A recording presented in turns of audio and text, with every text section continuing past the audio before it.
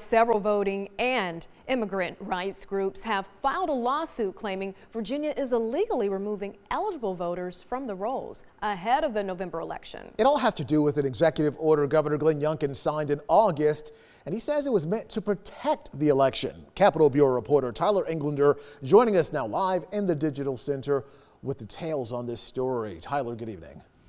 Well, Eric and Heather, the lawsuit alleges that Governor Glenn Youngkin's order, which directs the Department of Elections to remove voters based on information from the DMV, violates federal law and may inadvertently remove qualified voters from the voter rolls.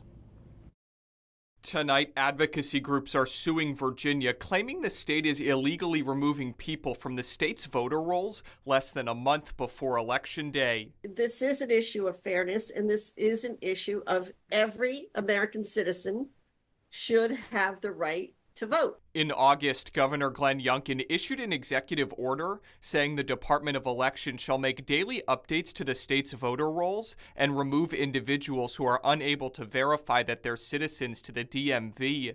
However, the lawsuit claims the practice violates a federal law preventing states from systematically removing people from the voter rolls 90 days before a federal election. We have a bad history in this country of engaging in shenanigans right before elections. That's one of the reasons why there's very specific reasons why you can purge people within 90 days, but there are other reasons that you can't purge them within 90 days, and you can't do it with a generalized program, and that's what we're seeing.